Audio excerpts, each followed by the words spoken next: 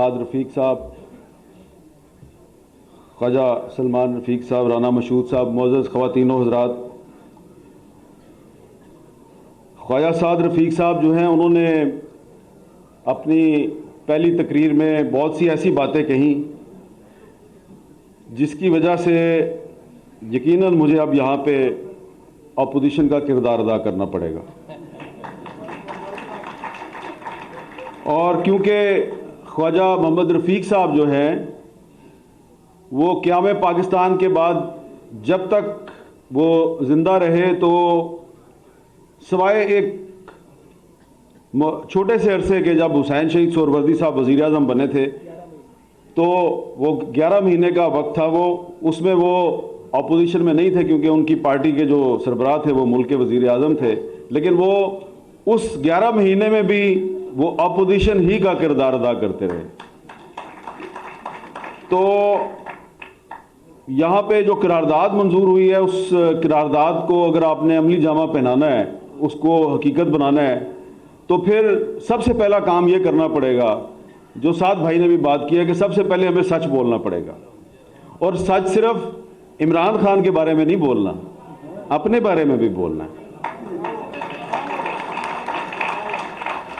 यहाँ पे खालिद मकबूल सिद्दीकी साहब का जिक्र हुआ कि उनका ताल्लुक मिडिल क्लास से है, बिल्कुल है, लेकिन राना मशहूद भाई देखें कि जब आपने मिसाल देनी थी तो आपने खालिद मकबूल सिद्दीकी साहब की मिसाल दी। काश के ये जो सामने बहुत से सियासी कारकुन बैठे हुए हैं इनमें से भी कोई मिसाल आपको मिल जाती।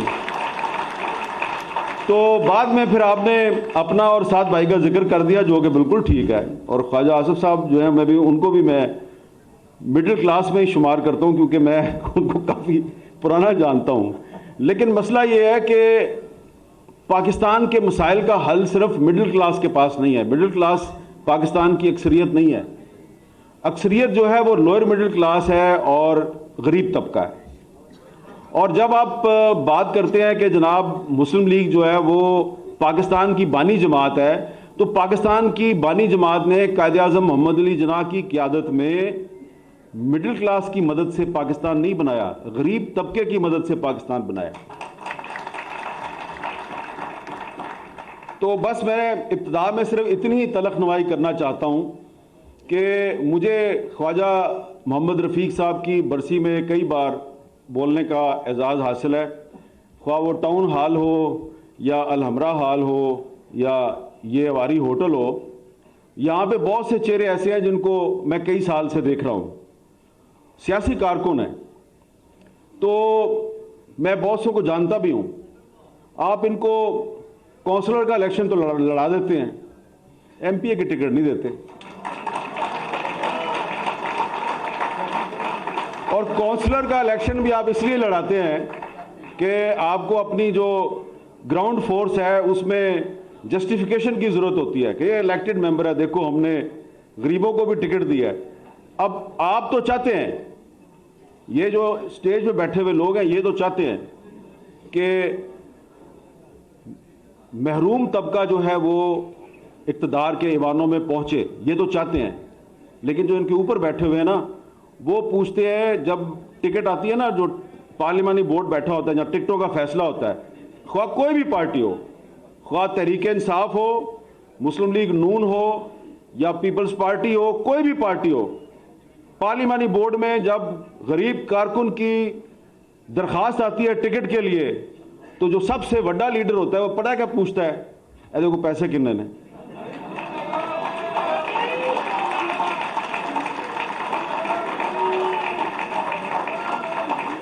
तो इसलिए आप उस वक्त तक, आपके लिए उस वक्त तक गरीब तबका सड़कों पे निकलकर आपके लिए जंग नहीं करेगा जब तक ये जो पंजाब असम्बली है और वो जो इस्लामाबाद में कौमी असम्बली है, जब तक वहां पे उस तबके की नुमाइंदगी नहीं होगी जो सिर्फ यहां पे बैठ के आपकी तकरीरें सुनता है। तो ख्वाजा रफ़ीक साहब जो हैं उनका ताल्लुक भी इसी तबके से था। जो लोग उनके ख़ानदान के पस मंज़र को जानते हैं वो आपको बताएंगे कि पाकिस्तान बनने से पहले ख्वाजा रफीक साहब का ख़ानदान जो है वो ना मिडिल क्लास था ना लोअर मिडिल क्लास था, वो अपर मिडिल क्लास था। उनके जो बुजुर्ग थे ख्वाजा गुलाम रसूल साहब, उनके अमृतसर, दिल्ली और बम्बई तक उनका कारोबार फैला हुआ था। और ख्वाजा रफीक साहब जो हैं जब एमए कॉलेज अमृतसर में पढ़ते थे तो कायदे आज़म के हुक्म पर उन्होंने उस वक्त जो पंजाब का उस वक्त जो पंजाब का वज़ीर आला था खिज़र हयात टवाना, उसके बारे में उन्होंने एक मूवमेंट चलाई और उसमें वो गिरफ्तार हुए थे। और फिर जब पाकिस्तान बन गया तो पाकिस्तान बनने के बाद क्या हुआ, मेरे बहुत ही मोहतरम भाई ख्वाजा साद रफीक साहब ने फरमाया, मंजिल उन्हें मिली जो शरीके सफ़र ना थे। ये बात तो दुरुस्त है, लेकिन ख्वाजा साहब पहला शब खून जो है वो अयूब खान ने नहीं मारा था। पहला शब खून मुस्लिम लीगियों ने मुस्लिम लीगियों के खिलाफ मारा था। और ये बात मैं इसलिए कहना चाहता हूं यहां पे कि ख्वाजा मोहम्मद रफीक साहब जो हैं वो मुस्लिम लीग छोड़ के अवामी लीग में क्यों शामिल हुए थे, एक सवाल है, इस पर जरा गौर करें आप। तब सब आप यहां पे सियासी कारकुन बैठे हुए हैं, अगर आपके पास इस सवाल का जवाब नहीं है तो यहां बुजुर्ग बैठे हैं, उनको पढ़ें, उनसे पूछें। अगर वो नहीं बता सकते तो इन्होंने एक छोटा सा किताबचा छापा हुआ, उसमें पूरी इंफॉर्मेशन नहीं है, लेकिन मैं आपको बता देता हूं। जब पाकिस्तान बन गया तो जो मुस्लिम लीगी थे ना, इसमें जो पहले शरीके सफर नहीं थे, जागीरदार, जो 1946 में हवा का रुख देख के मुस्लिम लीग में शामिल हुए थे, तो उन्होंने पुराने मुस्लिम लीगियों की टांग खींचनी शुरू कर दी। और फिर क्या हुआ कि करारदाद दिल्ली के जरिए बंगाल को पाकिस्तान का हिस्सा बनाने का अलंबरदार हुसैन शहीद सोहरवर्दी,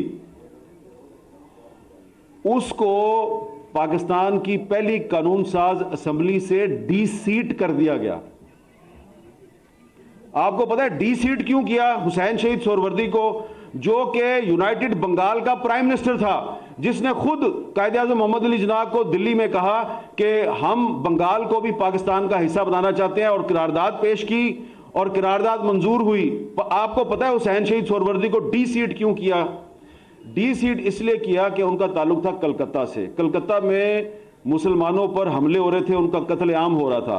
वो कत्ल होते मुसलमानों को छोड़कर पाकिस्तान भागने की बजाय वहीं पे रह गए और उन्होंने मुसलमानों का कत्लेआम रोकने की कोशिश की। तो 3-4 महीने ऊपर हो गए।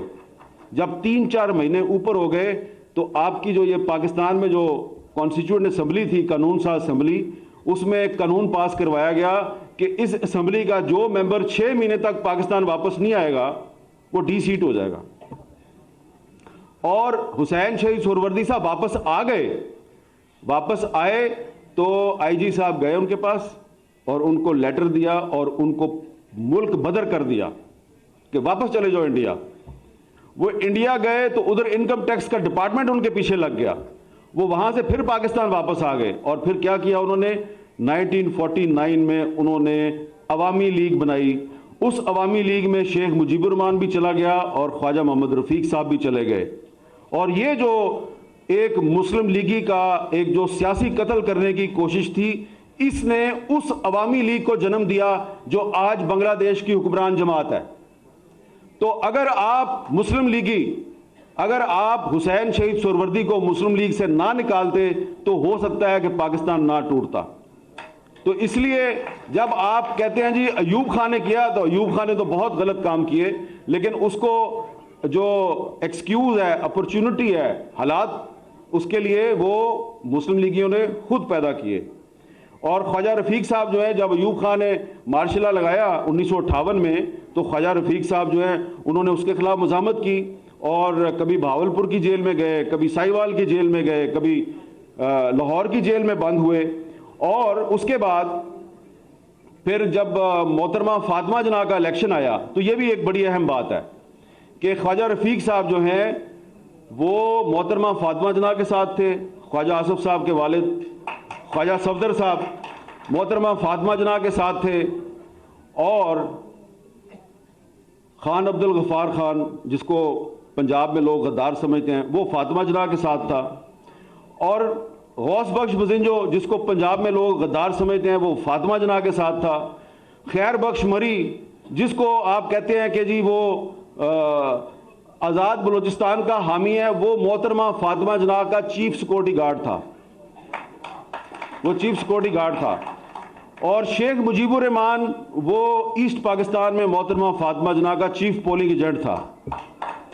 तो ये सारे लोग जो हैं ये मोहतरमा फातिमा जना के साथ थे। कौन फातिमा जना के साथ नहीं था? जुल्फकार अली भुट्टो साहब फातिमा जना के साथ नहीं थे, क्योंकि वो अयूब खान की मुस्लिम लीग के जनरल सेक्रेटरी थे। और फिर जब कुछ अरसे के बाद जब इलेक्शन हुआ और मोहतरमा फातिमा जना को धांधली के जरिए शिकस्त दे दी गई, तो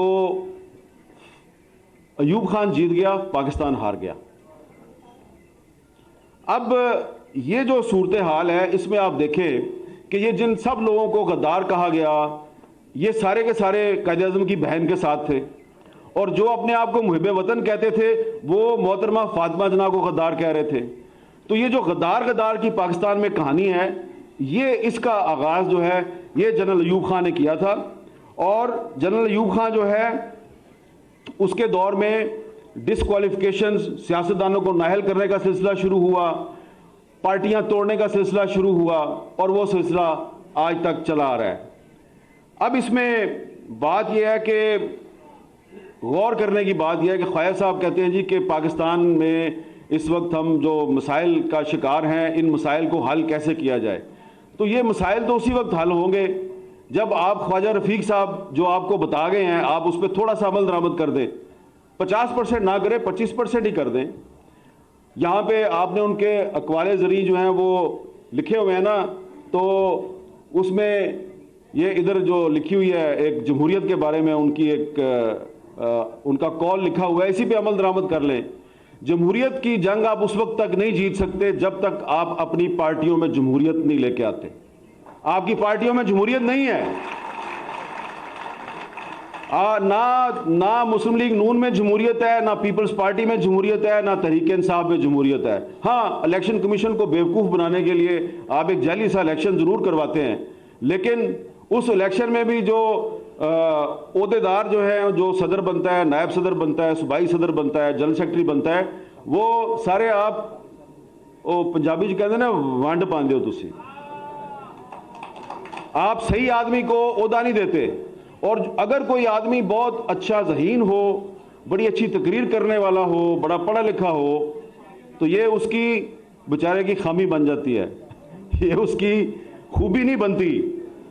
तो इसलिए मैं ये अर्ज़ करूँगा माजरत के साथ कि ख्वाजा मोहम्मद रफ़ीक साहब की बरसी पे अगर आपने सच बोलना है तो सच ये है कि आज पाकिस्तान में जमहूरियत इसलिए कमज़ोर है कि आपने पाकिस्तान के जमहूरी इदारों को और पाकिस्तान की सियासत को जागीरदारों और सरमायादारों की लौंडी बना दिया। और कायद-ए-आज़म मोहम्मद अली जिन्ना जिन्होंने पाकिस्तान बनाया ना सरमायादार थे ना जागीरदार थे। अल्लामा इकबाल जिन्होंने पाकिस्तान का तस्वुर पेश किया ना सरमायादार थे ना जागीरदार थे। तो ये एक लोअर मिडिल क्लास और मिडिल क्लास की लीडरशिप जो है उसने पाकिस्तान बना के दिया और पाकिस्तान पे कब्जा कर लिया जागीरदारों ने, सरमायादारों ने और फौजी डिक्टेटरों ने। तो ये जो फौजी डिक्टेटर होता है, ये जब भी जमहूरियत का तख्ता उलटता है तो इसको जो सबसे पहले जो इसको इत्तेहादी मिलता है वो बड़े बड़े जागीरदार होते हैं और बड़े बड़े सरमायादार होते हैं।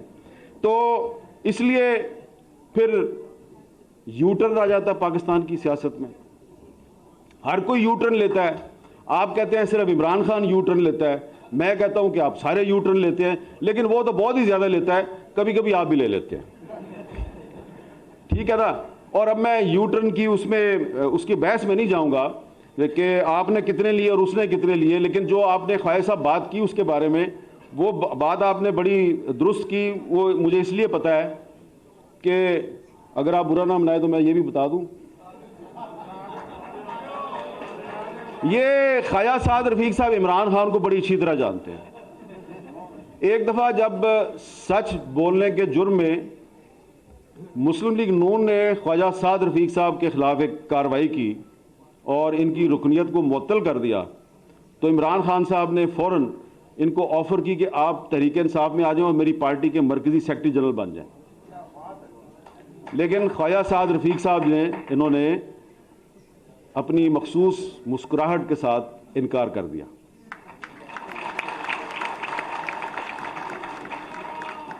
अब ये इधर ख्वाजा आमिर साहब जो है ये मुझे बड़ी खशमगीन निगाहों से देख रहे हैं, इनको भी पता है इस बात का।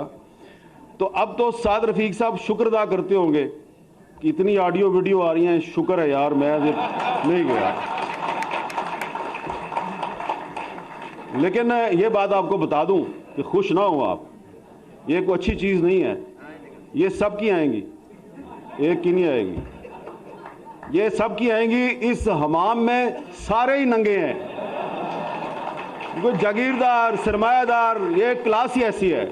ये क्लास जो है ना, ये आप लोगों को समझ नहीं आएगी, आपका ताल्लुक उस क्लास से नहीं है, आप इस क्लास के कल्चर को नहीं समझते। एक और भी यहाँ पे बार बार बात हो रही है, सरदार याद सादिक साहब ने भी कहा कि उनके सीने में बड़े राज हैं। ये बार बार आप लोग कहते हैं जी इमरान खान को लाया गया, और जो इमरान खान को लाया उसने पाकिस्तान के साथ बड़ी ज्यादती की। बिल्कुल ज्यादती की, लेकिन कभी आपने सोचा है कि इमरान खान को क्यों लाया गया है? जी ज़हीम कादरी साहब बड़ी जोर दी सिर लाया तुसी। इमरान खान को क्यों लाया गया? अब मैं आपके सामने एक सच्चाई जिसकी कोई तरदीद नहीं कर सकता वो मैं लेके आता हूं आपके सामने। इमरान खान को इसलिए लाया गया कि इसको लाना नहीं था। यह बात दुरुस्त है कि जनरल पाशा साहब जो है उन्होंने 2011 से काम शुरू किया था, लेकिन 2018 में इमरान खान को नहीं लाना था। 2018 के इलेक्शन से कुछ हफ्ते पहले एक मीटिंग थी। उस मीटिंग में थे जनरल कमर जवेद बाजवा साहब, उस वक्त के DGISI जनरल नवीद मुख्तार साहब, और उस वक्त के DGC जनरल फैज साहब। और उस मीटिंग में बुलाया गया पता किसको? शहबाज शरीफ साहब को। और शहबाज शरीफ साहब को बुला के ये कहा गया जी, पूछा गया ये बताएं जी कि अगर आप मुल्क के वज़ीर आज़म बन जाएं तो आपकी कैबिनेट में कौन कौन होगा? उन्होंने कहा जी कैबिनेट में वही होगा जिसके बारे में पार्टी जो है वो फैसला करेगी और जिसके बारे में नवाज शरीफ साहब बताएंगे। उन्होंने कहा अच्छा आपका जो वज़ीर ख़जाना और वज़ीर ख़ारजा वो कौन होगा? उन्होंने कहा जी पार्टी फैसला करेगी और नवाज शरीफ साहब बताएंगे। उन्होंने कहा अच्छा ये बताएं कि अगर हम आपको ये कहें कि आपने हर काम नवाज शरीफ से पूछ के नहीं करना तो ये कैसा रहेगा?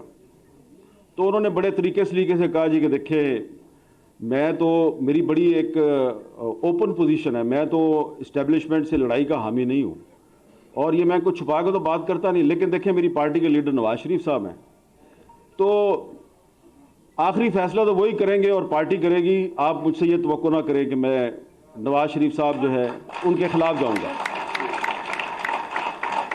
जनाब वो बड़ी लंबी मीटिंग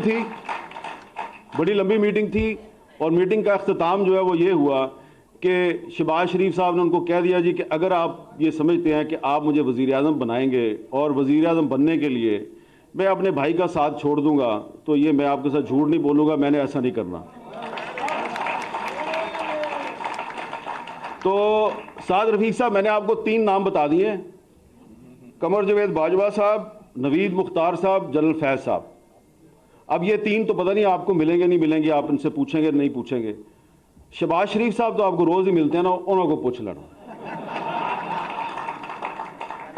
तो आप जो बार बार हर तकरीर में ये कहते हैं कि इमरान खान को जो लेके आए वो बड़े गलत लोग थे, और बिल्कुल गलत किया उन्होंने, लेकिन इमरान खान को पाकिस्तान पे मुसल्लत करने के जिम्मेदार शहबाज शरीफ साहब भी हैं। अगर वो इनकार ना करते तो वो 2018 में ही वजीर आज़म बन जाते, लेकिन उन्होंने इस दौर में औरंगजेब आलमगीर और दारा शिकोह की जो कहानी है कि भाई को भाई से लड़ाने की जो कहानी है उसको रिपीट करना मुनासिब नहीं समझा, भाई की पीठ में खंजर घोंपना मुनासिब नहीं समझा। लिहाजा उनके उस अमल की वजह से बाजवा साहब मजबूर हुए कि इमरान खान को मुसल्लत किया जाए, और फिर उन्होंने मुसल्लत किया, और फिर उन्होंने गिन गिन कर शहबाज शरीफ साहब से भी और आपसे भी उन्होंने बदले लिए, और थोड़े से बदले उन्होंने ख्वाजा आसिफ साहब से भी लिए। तो इसलिए थोड़ा सा आखिर में मैं यही कहूंगा कि जमहूरियत से मायूस ना हो। आपने कहा कि आप जमहूरियत से मायूस हैं, सरदार याद सादिक साहब ने भी कहा मैं जमहूरियत से काफ़ी मायूस हूं। आप जमहूरियत से मायूस ना हो, इसलिए कि जमहूरियत तो आई नहीं। पहले आप जमहूरियत पार्टी में लाएं, फिर जमहूरियत असेंबली में आएगी, फिर मायूस हो। अभी आप जिस तरीके से आप कौमी असेंबली में पीटीआई वालों ने इस्तीफे दिए हुए हैं, तो आप कहते हैं जी वो इस्तीफे ठीक नहीं दिए। भाई इस्तीफे तो दिए हैं ना, इस्तीफे कबूल करो। इस्तीफे कबूल करके उनके हलकों में बाई इलेक्शन कराओ।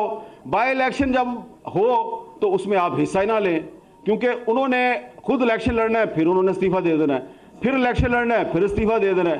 तो उनको इलेक्शन लड़ने दो, बार बार इस्तीफे देने दो, आप अपना काम किए जाएं, लेकिन आप गैर आईनी काम तो ना करें। मेरा ये ख्याल है, मेरी नाकस राय में, कि जो कौमी असेंबली से इस्तीफे दिए गए हैं उनको कबूल करना चाहिए। इस्तीफे कबूल ना करके आप अपनी कमजोरी दुनिया पर आश्कार कर रहे हैं।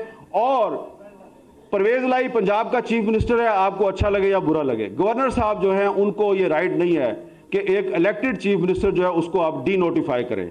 इसलिए अदालत ने उसको नोटिफिकेशन को कैंसिल कर दिया है। और परवेज लाई साहब को भी चाहिए कि अगर आपको गवर्नर ने कहा है कि आप एतमाद का वोट लें, तो भाईजान अगर आपके पास अक्सरियत है तो एतमाद का वोट लें।